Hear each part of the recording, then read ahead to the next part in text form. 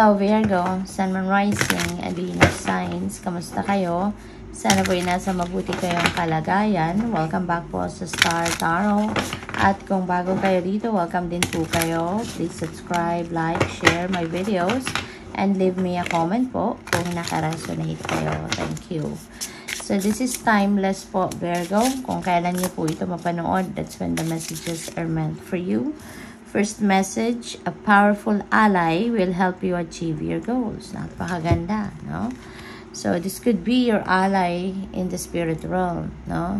Yung universe ito, no? Yung universe, maybe the universe is going to send you your guardian angels, your ancestors, your spirit guides, para na matulungan ka, na ma-achieve mo, no? Kung ano man ang mga bagay na gusto mong ma-achieve. Okay, so rest assured, no, that one day your goals, no, will be there, no, right before your eyes at ma-achieve mo to. So what else? We have a forgotten spell will bring unexpected joy. So Virgo, baka dati-dati pa, 'di ba? Baka meron kang ginagawa, no, na spell or mga ritual, mga ganon, no, na siyang naghatid sa iyo minsan, no, sa inyong abundance, sa inyong prosperity, sa inyong swerte, 'di ba? Pero baka for the longest time, nakalimutan mo na 'to. No, nakarating ka na siguro doon, no, sa tugatog ng inyong tagumpay. Kung ano man yung minimithi mo, siguro ano man yung intention mo dito sa paggawa ninyo ng spells dati, no? Baka nakarating ka na doon, nakuha mo na yon, kaya parang nakalimutan mo nang gawin or nakalimutan mo nang ipagpatuloy, no, ang paggagawa ng spell na to. Kaya maaaring ito, babalikan mo ito sa ngayon, no? Or baka may isip mo sa ngayon with this message na, ay, oo nga, diba? Nang ginawa ko to, naging matagumpay ako, nag-succeed ako, no? Nagkaroon ako ng pera, nagkaroon ako ng magandang trabaho. So, po pwedeng gagawin mo ulit ito, po pwedeng ganon, no? So, or, po pwede rin naman na ngayon mo pa lang ito makikita. Ngayon mo pa lang ito ma-observe na, teka lang, diba? Ginawa ko yung spell para mag-attract ako ng prosperity, ng abundance, no? Ng kung kailan pa, no? Pwedeng matagal na, pero ngayon lang ito magmamanifest sa buhay mo, no? So, pwedeng ganun din. We have a hidden talent will soon be discovered, nurture it. Ayan. So, meron kayong talento na madidiscover ninyo, no? Sa ngayon, no? Or pwedeng soon, you know, and ayan, kung ano man ang talent na yan, ano, for sure, alam mo yan kung ano yan, ano, pag na-discover mo yan sa sarili mo, of course, you know kung ano yan, and continue to nurture it, no? I-nurture ninyo yan, i-cultivate ninyo yan, kasi ibig sabihin, diba, heaven sent yan sa'yo, diba? Sa ngayon, kaya nga, na-discover mo sa ngayon because maybe there are opportunities, no, that will give you a chance na magamit kung ano man ang mga talento na yan. Okay? So, baka yan ang magiging kapital mo ngayon para sa inyong pagtatagumpay. Baka yan ang magiging kapital mo para sa iyong paggamit ng swerte. Diba? So, tignan natin kung ano pa mga mensahe ni Virgo. We have Labradorite. Ayan, see the magic. There are magical moments. There are magical events that is coming your way, Virgo. At baka mga miraculous events ito. Miraculous moments. Kasi pwede na that is part of the spell, no, na ginawa ninyo in the past, no. Pwedeng sa ngayon talaga sila unti-unti, no, na magmamanifest sa buhay mo. Baka ito yung right timing para mag-unfold kung ano man ang mga ina-attract ninyo or ano man yung mga ritual na ginawa ninyo in the past. Pwede na ngayon pa lang ito magmamanifest, no? So, what else? We have loosen your grip. Okay, Virgo. loosen your grip. Baka meron kayong ginagawa or meron kayong dinadasal na gusto ko ng ganito. No, this is what I want to experience in my life. This is what I want to happen in my life.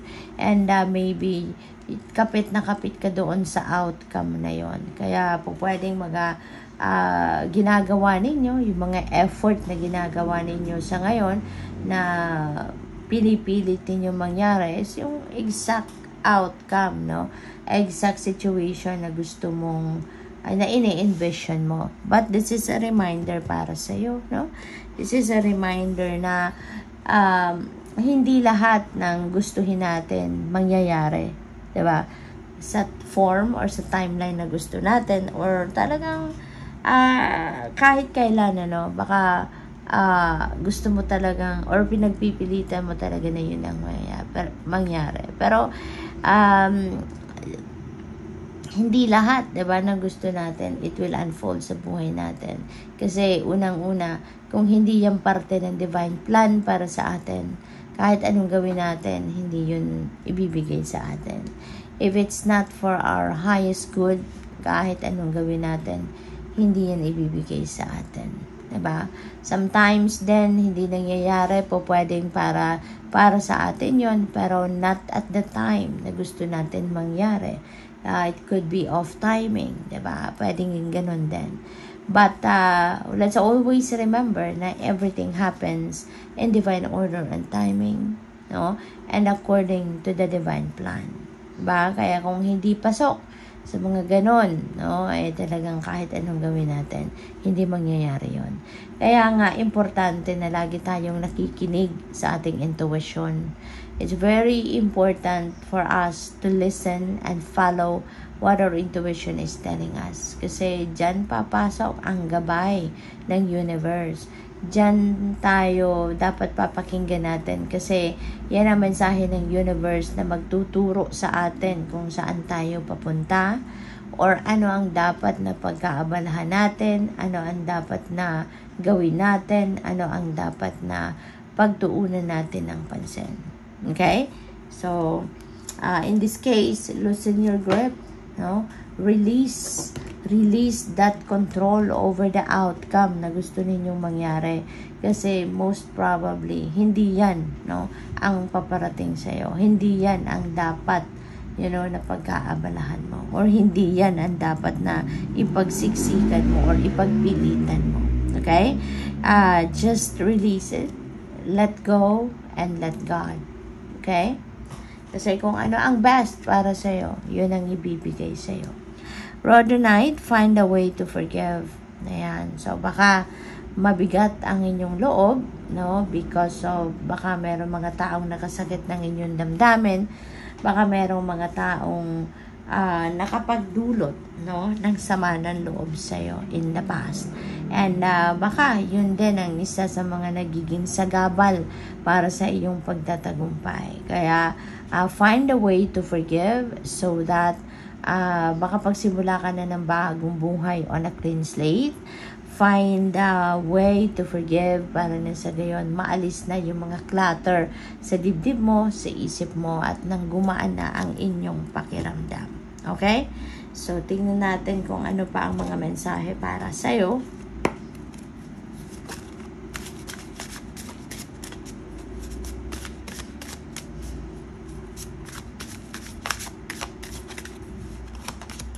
We have the Wheel of Fortune. Wow. Siswertehin kayo ngayon, Virgo. Wheel of Fortune is, this is good luck and good fortune on your side. This is good luck and good fortune coming your way. Alright? At mayroong mga pagbabago na magaganap sa buhay ninyo. There are changes, no, happening. There are changes coming your way. And para ito sa ikakabuti ng inyong sitwasyon, para ito sa mas ikakabuti ng inyong kalagayan. Okay? Pagdating sa pera, siswertehin na kayo. There could be a financial breakthrough happening or there's going to be a lot of movement. Pwedeng may travel din dito, no? So, swerte ito, no? At maghahatid ito ng malaking pagbabago sa buhay mo. we have Nine of Swords. Ayan. So, ang iba sa inyo siguro nag-overthink. You know, nag-overthink, merong sitwasyon na ikinaka-worry ninyo. And you know what?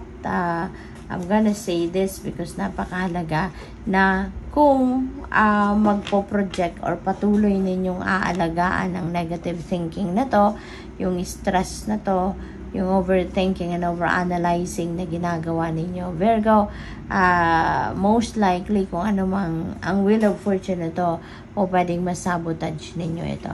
So, instead na ito yung dumating sa buhay mo, yung magandang swerte, po pwedeng ito yung bumalot sa'yo. Mas marami pang problema, mas marami pang ikaka-stress ninyo, mas marami pang tawag dito, negative situations ang pwedeng mangyari sa inyo. Kaya, as much as possible, release this energy, yung worry na yan, yung overthinking na yan, yung overanalyzing na yan, yung stress na yan, you know, yung pag-aalala na yan, tanggalin nyo na yan, release it, let go, and let God, diba, hingi kayo ng tulong sa universe at kalimutan mo na to, transmute this negative energy into something positive para ito yung mahatak ninyo, yung swerte, okay? So, what else? Final message ninyo, 7 of Cups. Ayan. So, maraming opportunity ang pwedeng dadating. At mga opportunity na to could be in various areas of life. No? So, i-welcome natin ang iba't ibang klaseng oportunidad na yan. Kasi baka nandito na yung breakthrough ninyo. Baka nandito na yung maghahatid sa inyo ng swerte sa iba't ibang parte ng buhay ninyo. Okay? Good luck po. Thank you for watching. Love and light. Namaste.